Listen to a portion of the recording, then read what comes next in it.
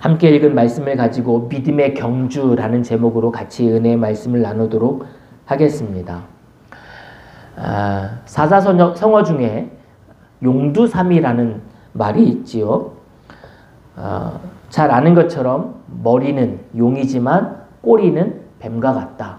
이 말의 뜻은 뭔가 의욕을 가지고 시작한 일이 처음과 달리 마지막이 흐지부지 되는 상황을 일컫는 말일 겁니다. 이와 비슷한 말로 유두무미라는 말이 있는데 머리는 있는데 꼬리가 없다. 이런 말이 있습니다. 이와 반대되는 말로 우리는 초지일관이라는 말을 쓰고 있죠. 처음에 세웠던 뜻, 계획했던 그 모든 것들을 일관되게 한결같이 이루어가는 모습을 일컫습니다. 이와 비슷한 말로는 시종일관, 처음부터 끝까지 한결같다 이런 말이겠지요. 사실 우리가 뭔가 계획을 세우고 뜻을 정하고 그것을 추진해 감에 있어 저항에 부딪히지 않는 일은 없습니다. 뭔가 뭐든지 다 원치 않게 저항에 부딪히죠.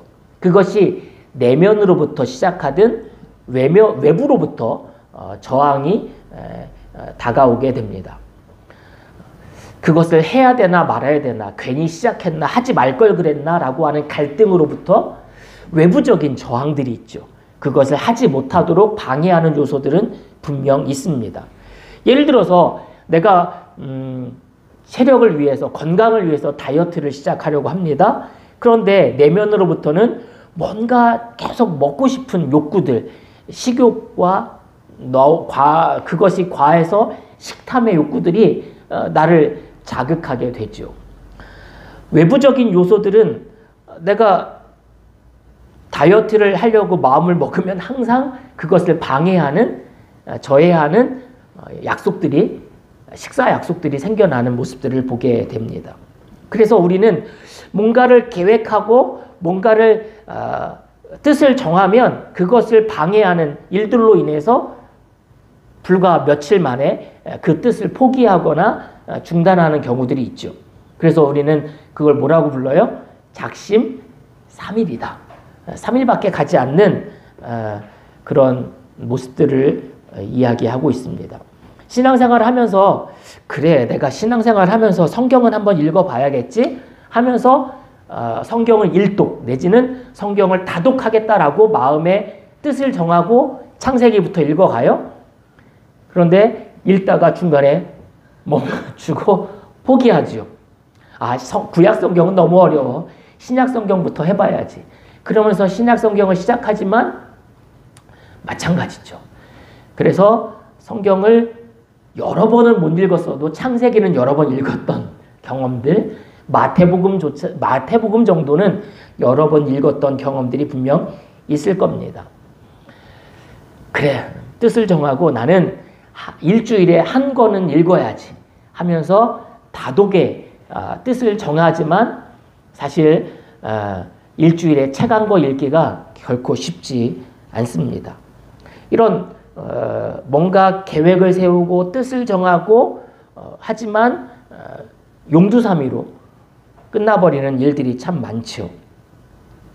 그래서 옛말에 사람들은 차라리 완성하지 못할 거면, 끝을 맺지 못할 거면 시작도 하지 말라 라는 의미의 말로 이런 말을 하죠.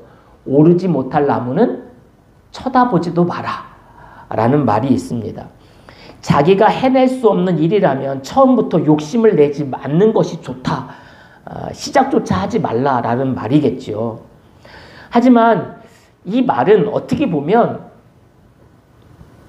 완성하거나 뭔가 일을 끝맺는 것에 의미를 너무 과하게 부여한 나머지 그것을 이루어가는 과정 내지는 그 과정에서 얻는 기쁨과 보람과 의미들을 비중 있게 다루지 않는 말인 거죠.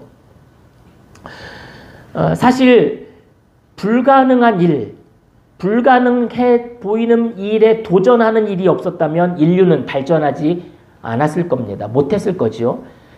불가능해 보이지만 정말 오르지 못할 나무처럼 보이지만 도전하니까 결국 이루어내기도 하고 중간에 포기한들 할지라도 중간에 멈추더라도 그만큼 얻어내는 것들이 있기 때문에 도전하고 시도하는 일들을 우리는 보게 됩니다. 그래서 때로는 중간에 포기하더라도 시도해야 되는 일이 있고 때로는 중간에 쉬어가더라도 끝까지 완성해야 되는 일들이 있는 거죠.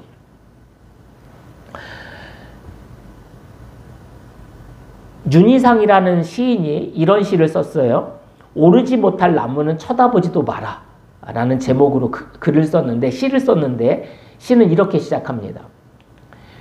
이 말은 나무가 한 말이 아니다. 즉 오르지 못할 나무는 쳐다보지도 마라. 이 말은 나무가 한 말이 아니다. 이 말은 나무 주인이 한 말이다. 시처럼 읽어야 되는데 뭐 시처럼 읽는다고 생각을 하시고 한번 보시기 바랍니다.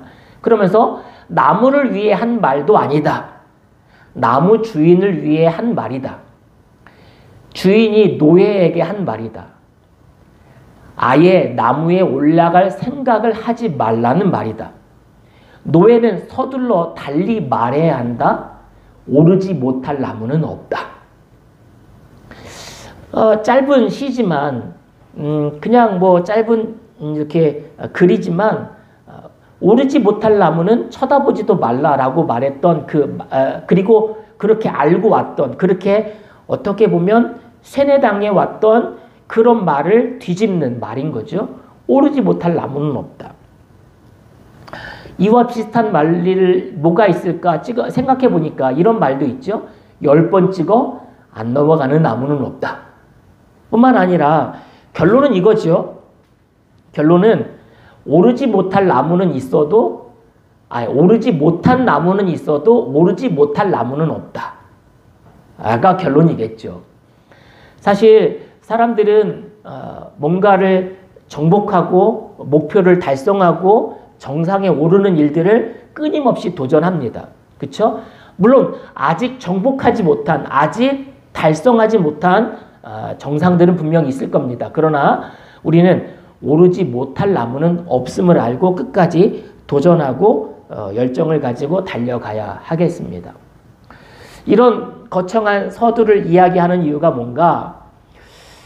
성경은 우리 믿음 생활을 신앙생활을 달리기에 비유하고 있습니다. 그런데 피니시 라인에 도달하지 못할 거면 차라리 시작하지도 말아라 이렇게 생각할 수 있지만 성경은 결코 그렇게 말하고 있지 않습니다. 오르지 못할 나무는 쳐다보지도 마라가 아니라 오르지 못할 나무는 없다라는 식으로 우리에게 가르쳐주고 있다라고 하는 거죠. 그래서 성경은 믿음 생활을 신앙생활을 달리기에 경주에 비유하고 있는데 이 경주라고 하는 말의 영어의 그 출발점은 헬라어에서 시작을 합니다. 이 헬라어에서 고통이라는 단어라고 하는 말이 시작됐어요. 그러니까 고통이라는 말의 단어의 기원은 이 달리기에서 시작이 된 거예요.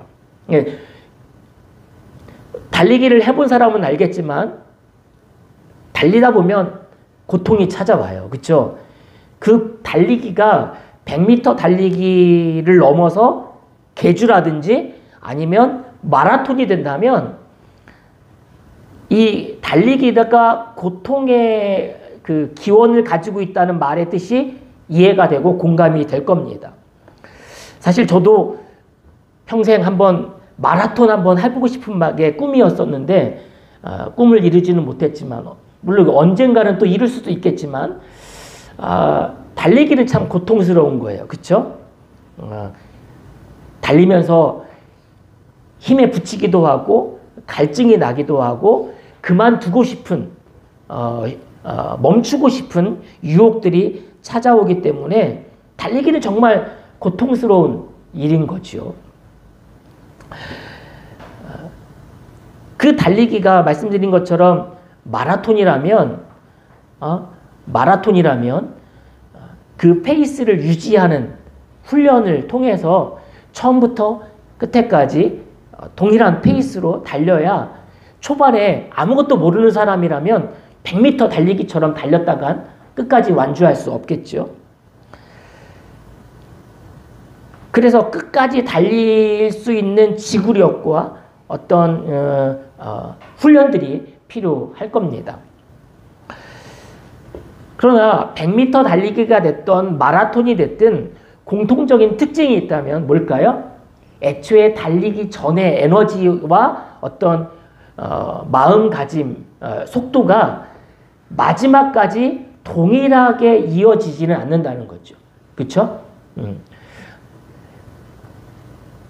마라톤 선수가 마지막을 달리는 모습을 보면 일반인들이 전력 질주하는 것과 비교되지 않을 만큼 정말 지쳐있는 모습, 속도가 나지 않는 모습을 보지 않습니까? 처음 스타트와 마지막 종점을 향하여 달려가는 그 모습이 분명 다를 겁니다. 그렇죠? 성경은 우리 신앙생활을, 믿음 생활을 달리기에 비유하고 있는데 처음에는 의욕을 가지고 열정을 가지고 막 달려가요. 마치 100m 달리기 하는 것처럼 속도를 내고 열정을 가지고 목표를 향하여 달려갑니다. 그런데 그것이 다 100m 달리기가 아님을, 신앙생활은 100m 달리기가 아님을, 순간 달리고 쉴 수 있는 그런 경주가 아님을 알고 나서부터는 지치게 되죠. 그죠? 의욕을 상실할 수도 있어요. 열정을 잃어버릴 수도 있습니다. 그래서 중간에 포기하거나 낙심해서 멈추거나 하는 사람들을 많이 보게 되죠. 신앙생활을 처음 하는 사람들을 보면 막 열심을 가지고 열정을 가지고 달려가요. 그러다가 내면에서부터 오는 갈등들, 아니면 여러 가지 고민들, 아니면 외부로부터 오는 저항들에 부딪혀서 그 속도를 내지 못하고, 또는 잠시 멈추거나 멈춘 나머지 중간에 포기하거나 이탈하는 경우들을 많이 보게 되는 겁니다. 오늘 성경에 보면 이 믿음의 경주, 신앙생활의 달리기와 같음을 말하면서 그 믿음의 경주는 누구나 해야 하는, 반드시 그 레인에서 달려야 하는 경주자임을 우리에게 말해주고 있습니다. 1절에 보니까 그러므로 이렇게 구름대와 같이 수많은 증인이 우리를 둘러싸고 있으니 우리도 갖가지 무거운 짐과 얽매이는 죄를 벗어버리고 우리 앞에 뭐한 놓여있는, 우리 앞에 놓인 다름질을 참으면서 달려갑시다. 그러니까 그래, 믿음생활 달리기와 같으니까 내가 달려가야지 라고 하는 게 아니라, 나도 달리기 한번 해볼까가 아니라, 믿음생활을, 신앙생활을 시작하는 순간부터 우리 앞에는 달려야만 하는 레인이 존재한다는 거예요. 그건 운명처럼 거절할 수 없는, 거부할 수 없는 상황에 놓이게 된다라고 하는 거죠. 그러니까 결국 신앙생활은 부정할 수 없고 안 달릴 수 없는 달리기 레인에 올라서는 것과 같다라고 하는 거예요. 우리 앞에 놓여있는 다름질을 달려가자라고 성경은 우리에게 가르쳐주고 있죠. 그런데 그 달리기를 하는 순간부터, 시작하는 순간부터 적지 않은 저항들이 부딪히게 되는 거죠. 그 저항들을 이기고 극복하고 마지막 피니시 라인까지 달려갈 수 있는 비결이 뭘까? 우리는 성경에서 답을 찾을 수 있는데, 첫 번째 뭐 하라고 우리에게 가르쳐 주느냐면 참으면서 달려갑시다 라고 가르쳐 주고 있어요. 참으면서. 참다라고 하는 말은 성경에서는 인내라고 하는 말로 우리에게 가르쳐 주고 있죠. 달리기는 정말 여러 가지를 참아야만 완주할 수 있는 경기 아닙니까? 신앙생활도 같다는 거예요. 신앙생활도 달리기와 같은데 인내해야 돼요. 참으면서 달려가야 돼요. 뭐를 참아야 될까요? 사실 달리기를 하면서 여러 가지를 포기하고 내려놓고 달리는 경우들이 있지 않습니까?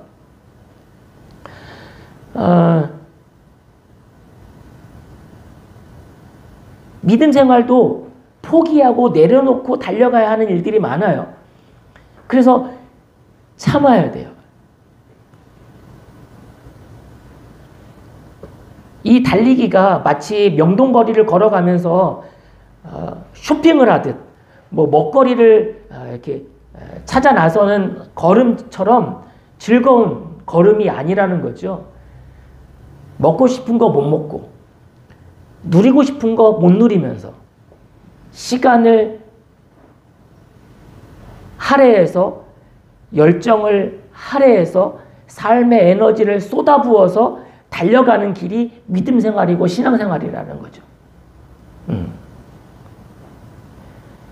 때로는 잠을 포기하고 때로는 물질을 헌신해야 되며 삶의 에너지를 쏟아부으면서 해야 하는 게 믿음 생활이고 신앙 생활이라고 하는 거예요.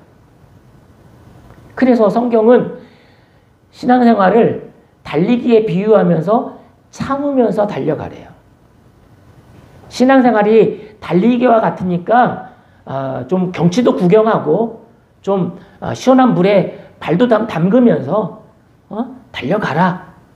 가다가 어려우면 저항에 부딪히면 중단해도 괜찮아.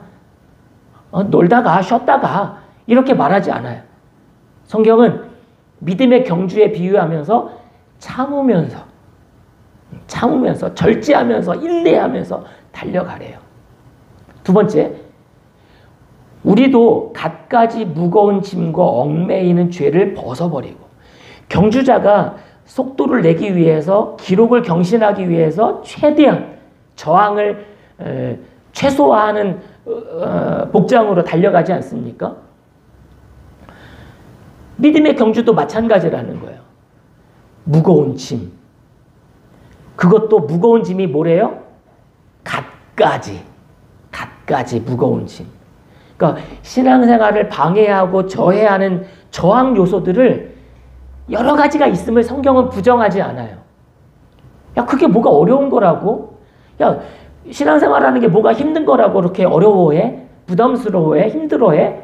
라고 우리가 달려가는 믿음의 경주를 되게 가볍게 말하지 않아요. 성경은 그걸 인정해요.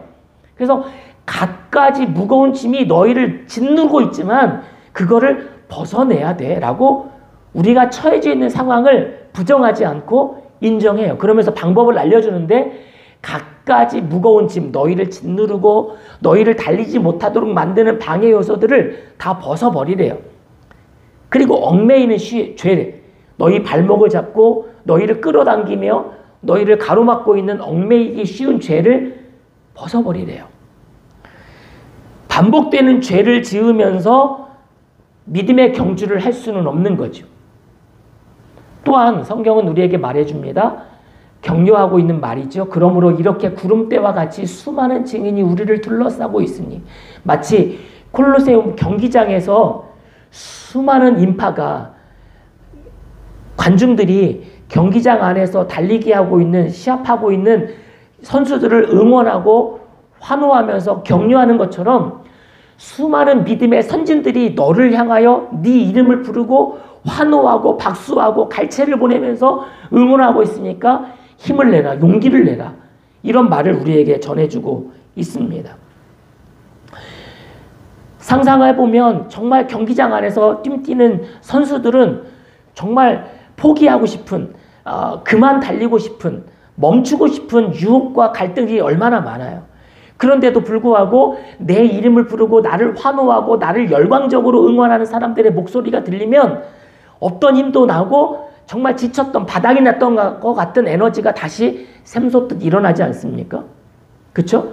누가 나를 응원한 사람이 한 사람이라도 있다면, 나를 지지해주고 나를 격려해주는 사람이 한 사람이라도 있다면 포기하고 싶은 마음이 사라지게 되죠. 성경은 구름대와 같은 수많은 증인들, 믿음의 선진들, 믿음으로 살다가 우리보다 앞서간 사람들이 구름대처럼 우리를 둘러싸고 있다는 거예요. 그러니까 나 혼자라는 외로움이 아니라 나를 응원하고 내 이름을 불러주는 수많은 믿음의 사람들이 나를 지지하고 응원하고 격려하고 있다는 거죠. 그래서 우리는 믿음의 경주를 하면서 신앙생활하면서 믿음 생활하면서 지치고 외로울 때면 잠잠히 하나님 앞에 돌아보는 거예요.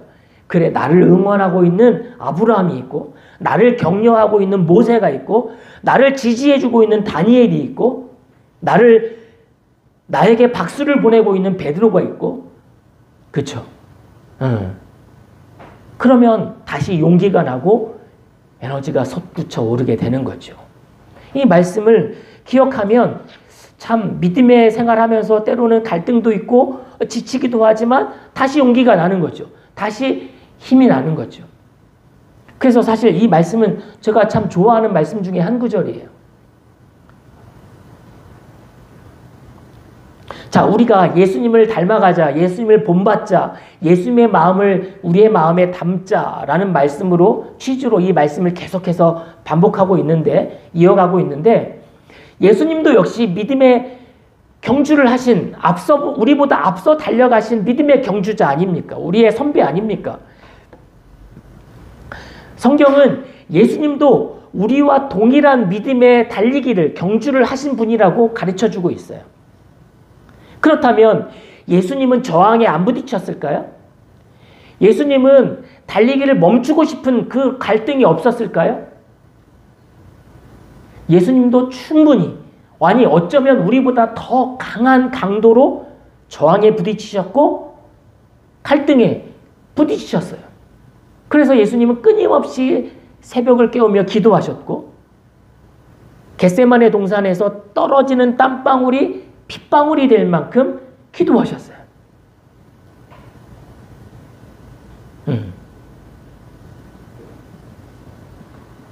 그런데도 불구하고 예수님은 놀랍게도 처음 스타트와 마지막 피니시 라인에 도달할 때까지 그 삶의 에너지가 동일했어요. 속도도 에너지도 동일하게 목표를 향하여 달려가셨던 모습을 보게 됩니다. 그래서 믿음의 경주, 신앙생활의 롤 모델이 되시는 분이 바로 예수님인 거죠.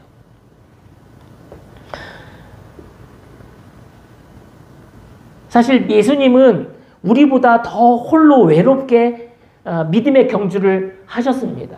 그렇죠? 예수님을 응원한 사람들이 많았을까요? 아니면 저지하는 사람들이 많았을까요? 예수님을 격려하고 지지하는 사람들이 많았을까요? 예수님을 반대하고 저항하는 사람들이 많았을까요? 한결같이 예수님을 저항했죠. 그럼에도 불구하고 예수님은 끊임없이 죄인들의 반항을 극복하시고 이겨내셨습니다. 그래서 성경은 이렇게 말씀하죠. 부끄러움을 마음에 두지 않으시고 십자가를 참으셨습니다. 예수님도 참고 인내하며 그 믿음의 경주를 달리셨던 거예요. 예수님이니까 룰루랄라 그 믿음의 경주를 그냥 여행하듯이 즐기듯이 어렵지 않게 쉽게 달려가셨을까요? 아니에요. 예수님도 역시 참으셨어요. 참으시면서 달려가셨어요. 또 보니까 자기에 대한 죄인들의 이러한 반항을 참아내신 분을 생각하십시오. 예수님도 믿음의 경주를 달려가면서 이를 악물고 견디셔야 할 만큼, 인내하실 만큼 저항에 부딪혔었어요. 근데 예수님은 끝까지 참아내셨죠. 예수님을 거절하고 비난하고 모욕하는 사람들이 예수님 주변에 얼마나 많았습니까? 예수님이 이 땅에 태어나실 때부터 생각해 보세요. 예수님의 생명을 앗아가려고 했던 사람들이 얼마나 많아요. 예수님의 사역을 트집잡고 비난했던 사람들이 얼마나 많습니까? 심지어 예수님의 가족들조차도 예수님을 잡으러 왔어요. 예수님이 미쳤다고 생각하고서. 여러분, 다 나를 몰라주고 다 나를 외면할 때 가족들이 응원하면 더 힘이 나잖아요. 그죠? 내가 한 결정, 내가 내린 어떤 결정뿐만 아니라 내가 뜻을 세우고 살아가는 삶의 모습들을 지지해주고 응원해주면 그래도 힘이 나잖아요. 근데 가족들조차 나를 비난하고 나를 반대하면 그것처럼 힘든 게 없잖아요. 그쵸? 예수님은 어땠어요? 예수님은 가족들조차 예수님이 미쳤다 생각해서 예수님을 잡으러 왔어요. 제자들은 하나같이 도망쳤죠. 배신하고 배반하고 부정하고 부인했어요. 십자가를, 그 무거운 십자가를 홀로 지시고 가는 동안 아무도 예수님을 도와주려고 하지 않았습니다. 군중들은 야유했죠. 비난했죠. 아이를 데리고 온 어떤 부모는 그렇게 말했을지 몰라요. 너도 죄 지으면 저렇게 되는 거야. 너도 잘못하면 저런 사람이 되는 거야. 그쵸? 예수님을 향해서 거짓말장이라고, 손가락질하고, 성전을 헐고 3일 만에 짓겠다고 하던 사람이야 라고 비난하면서 십자가에서 내려와 보라고. 사람들은 구원할 수 있으면서 너는 스스로 구원하지 못하느냐고.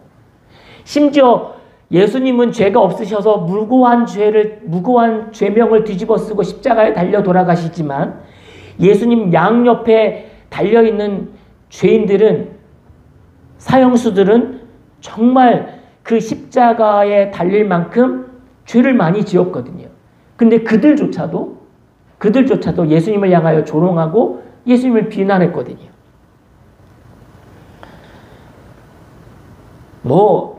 성경을 다 들이대지 않아도 처음부터 끝에까지 예수님의 사역을 존중해주고 인정해주고 지지해주고 격려해주고 박수 보내는 사람들보다는 한결같이 하나같이 어쩌면 그렇게 예수님의 사역을 반대하고 저항하고 비난했는지요. 그럼에도 불구하고 예수님은 뭐 하셨다고요? 참아내셨어요. 인내하셨어요. 그리고 그 경주를 예수님의 페이스를 유지하면서 끝까지 완주하셨어요. 그래서 우리에게 예수님의 그 믿음의 생활, 모습은, 믿음의 경주는 모델이 되는 거예요. 모델이 되는 거예요. 항상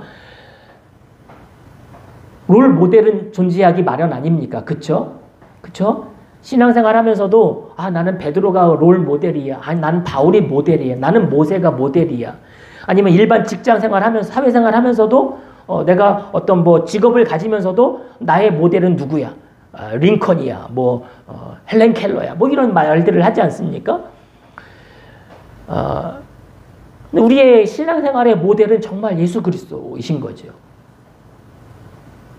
예수님이 우리가 살아가는 삶의 신앙생활의 어떤 모습과 결이 너무 달랐다면 롤 모델로 삼을 수는 없겠죠. 그죠? 우리는 예수님은 우리와 차원이 다른 신앙생활을 하셨어.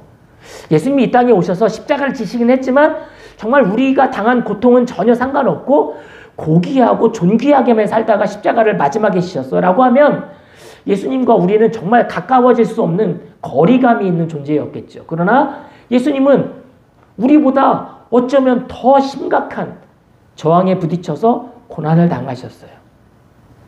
성경은 분명하게 말하잖아요. 참아내셨다. 단어가 너무 가볍게 느껴질 만큼 그 참아내셨다는 단어 안에는 깊이가 정말 우리가 상상조차 하기 힘든 그런 고난의 연속이 있지 않았습니까?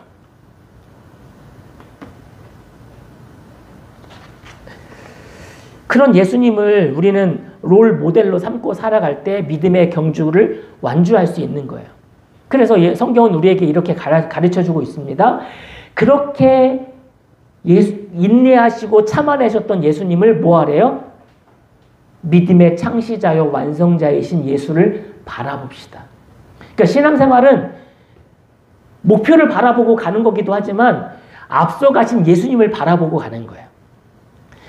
예수님의 등을 바라보고 예수님의 남겨놓으신 족적을 바라보며 달려갈 때 신앙생활은 승리할 수 있고 완주할 수 있는 거죠. 성경은 우리에게 가르쳐주지 않습니까? 예수를 바라봅시다.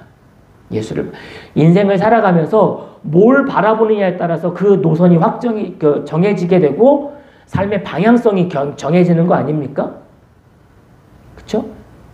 삶의 성공을, 삶의 목표를 어디에 두느냐에 따라서 그 사람이 살아가는 삶의 노선이 달라지는 거죠. 오늘 믿음의 생활은, 신앙생활은 우리 성도가 살아가는 삶의 노선은 예수 그리스도의 길입니다. 그 예수님만 바라보고 가는 거예요. 때로는 신앙생활 하면서 존경스러운 목사님을 바라보면서 아니에요. 예수님 보고 가는 거예요. 예수님 보고 가는 거예요. 가끔 예수님이 안 보이니까 눈에 보이는 목사님을 보거나 장로님들을 보거나 앞서 믿음 생활했던 신앙 생활했던 선배들을 보죠. 그러나 한결같이 사람을 보면 낙심하게 돼 있어요. 실망하게 돼 있어요. 기대에 부응하지 못한 모습들 때문에 멈칫멈칫하게 되는 거죠. 그러나 우리는 예수님을 보는 거예요. 그리고 또 우리에게 가르쳐 줍니다. 자기에 대한 죄인들의 이러한 반항을 참아내신 분을 뭐하래요? 생각하십시오. 예수님을 바라보고 예수님을 생각하라는 거예요. 성공하는 사람들의 특징이 성공을 생각한다고 하죠. 실패를 생각하지 않아요. 그죠? 믿음 생활하면서 예수님을 생각하는 거예요. 예수님은 어떻게 참아내셨는지, 예수님은 어떻게 인내하셨는지 생각하면 에너지가 솟구쳐 오르게 되는 거죠. 자, 예수님을 생각한다는 말이 이런 의미를 가지고 있는데요. 자, 예수님도 우리보다 앞서 믿음의 경주를, 믿음의 달리기를 하신 선배님인데 예수님은 어떤 모습으로 달려가셨을까? 단지 참고 이를 악물고만 달려가셨을까?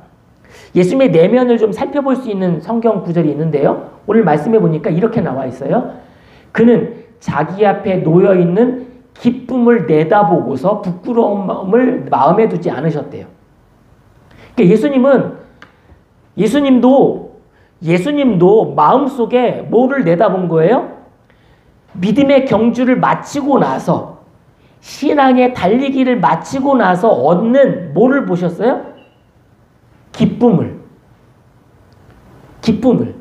여러분, 달리기 시작하시면 저 끝에 뭐가 보여? 피니시 라인이 보이잖아요. 거기를 끊고 나면 얻게 되는 뭘 기대해요? 야, 완주했다. 기쁨과 더불어 준비되어져 있는 상을 기대하잖아요. 그죠? 야, 예수님도 믿음의 경주를 달리시면서 사역이 끝나고 나서, 구원 사역이 마무리되고 나서 누리게 될, 얻게 될 그 영광스러운 기쁨, 하나님 보좌 오른편에 앉게 되는 그 영광스러운 기쁨을 마음속에 그리면서 그걸 상상하면서 예수님도 달려가셨다는 말이에요. 우리 같으면 그냥 예수님은 그냥 아무 생각 없이, 아니 예수님은 정말 룰루랄라 어렵지 않게 그냥 십자가를 지신 것 같지만 아니에요. 예수님도 정말 마음의 갈등과 번민과 고민 속에서 달려가셨어요. 그러면서 이 사역이 마치고 나면, 그래 십자가를 지고 나면 나에게 주어질 영광스러운 그날이 있지. 그 기쁨이 있지. 그걸 마음속에 그리고 생각하면서 달려가셨다는 거예요. 우리가 믿음 생활뿐만 아니라 일반 우리의 삶 속에서도 여러 가지 저항에 부딪히지만 그걸 통과하고 그걸 극복하고 나면 우리가 누리게 될 그 기쁨과 영광스러운 어떤 순간을 마음에 그릴 수 있으니까 그거 보면서 인내하고 달려가는 거 아닙니까? 그쵸? 예수님도 마찬가지 그랬다는 거예요. 예수님도. 어쩌면 우리랑 이렇게 결이 같은지. 예수님이 우리랑 살아갔던 삶의 형태가 우리랑 너무 닮아있고 우리랑 너무 같잖아요. 그죠? 그러니까 우리 예수님을 보면 예수님도 그러셨구나. 우리도 예수님처럼 살아가야 되는 거구나. 이걸 단번에 깨닫게 되는 거죠. 옛날 언젠가 한번 예화를 낯이 나눴던 예화인데요. 어느 날 달팽이가 나무 위를 올라가고 있었대요. 사과나무 위를 올라가고 있었는데 달팽이다 보니까 너무 느렸겠죠. 하루가 걸리고 이틀이 걸리고 3일이 걸려도 중간까지도 못 올라가는 거예요.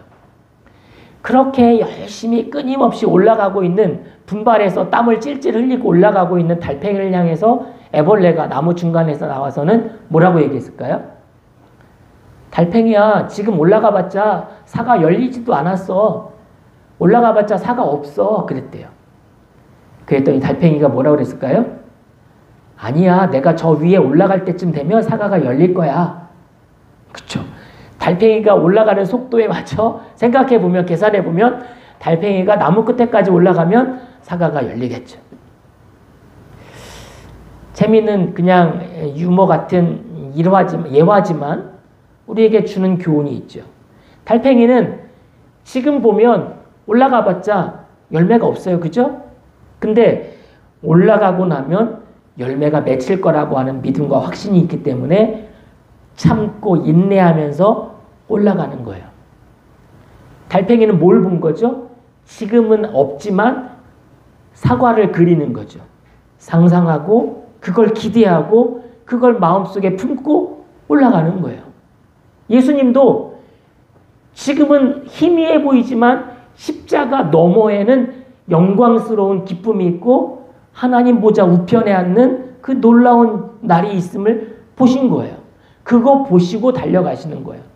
우리도 예수님을 닮아가며 그렇게 달려가는 거죠. 그러면서 마지막 우리에게 교훈해 주고 있습니다. 같이 한번 읽어볼게요. 시작. 그리하면 여러분은 낙심하여 지치는 일이 없을 것입니다. 성경은 우리에게 믿음 생활하면서 왜 지치는데? 지칠 이유가 뭐가 있어? 뭐가 힘들다고? 라고 말하지 않아요. 그렇게 말하면 성경 읽어도 힘이 안 나겠죠. 설교 말씀을 들어도 기도를 해도 나는 지금 힘들어 죽겠는데 성경은 신앙생활하는 게 뭐가 힘들어? 어렵지 않은 거야. 라고 말하면 너무 거리감이 있고 괴리감이 들겠죠. 근데 성경은 우리에게 분명히 우리가 처해져 있는 상황과 그게 얼마나 힘든지를 알고 있어요. 그래서 우리에게 가르쳐주고 있어요. 낙심하여 지치는 일이 없을 것입니다. 신앙생활은 분명히 낙심할 때가 있고 지치는 순간이 온다는 걸 알고 있어요. 그래서 그러지 않을 수 있는 방법을, 않는 길을 우리에게 제시해주고 있는 거죠. 그리하면, 어떻게 하면? 예수를 바라보고 예수를 생각하면 지치고 낙심할 일이 없다는 거죠. 안 할 수 있다는 거예요. 말씀을 정리하고 마무리하겠습니다. 신앙생활은 달리기 같아요. 정말. 믿음의 경주예요. 근데 그 경주가 순간 에너지를 폭발하고 끝내버릴 100m 달리기가 아니라는 거죠. 끝도 없이 한도 없이 달려가야 하는 마라톤과 같아요. 페이스 조절하지 못하면 초반에만 열심히 달리다가 열정적으로 달리다가 중간에 멈출 수밖에 없는 위기가 찾아와요. 그렇지 않아도 달리기는 유혹의 연속이 있지 않습니까? 멈추고 싶고 중단하고 싶고 포기하고 싶은. 신앙생활은 그래요. 내가 왜 당장에 득이 되지도 않는 것 같은 이런 일에 삶의 에너지를 쏟아야 되지? 물질을 바쳐야 되고 시간을 할애해야 되고 내가 봉사해야 되고 섬겨야 되지? 피곤한데? 그러나 성경은 우리에게 가르쳐주고 있죠. 그 믿음의 경주를 마치고 나면 영광스러운 날이 우리에게 예비되어져 있다고. 그래서 지치고 낙심하지 않을 수 있는 방법을 우리에게 제시해주고 있는 거예요. 믿음의 경주를 달릴 때 어떻게 하라? 예수를 바라보고 예수를 생각하라는 거죠. 그 예수가 우리와 차원이 다르고 결이 다른, 정말 딴 세상에 살다가 세상에 가신 것, 하나님의 나라에 가신 것처럼 딴 세상에 사셨던 분이라면 바라보면 의욕이 상실되고 쳐다보면 생각하면 생각할수록 의욕이 떨어지겠죠. 근데 아니라는 거예요. 예수님은 우리와 동일한 세상에서 동일하게, 아니 어쩌면 우리보다 가지고 있는, 경험하고 있는 갈등과 어려움과 고난보다 비교할 수 없을 만큼 더 힘들고 어려운 삶을 사시다가 가셨어요. 근데 그 예수님을 바라보고 예수님을 생각한다면, 묵상한다면 어찌 이 믿음의 경주를 포기할 수 있고 멈출 수 있겠습니까? 낙심하고 지치지 않을 수 있지, 오히려 이 믿음의 경주를 한결같이 달릴 수 있기를, 초지일관 그리고 시종일관, 초지일관, 시종일관 할 수 있기를 주님의 이름으로 축복을 드립니다. 기도하겠습니다.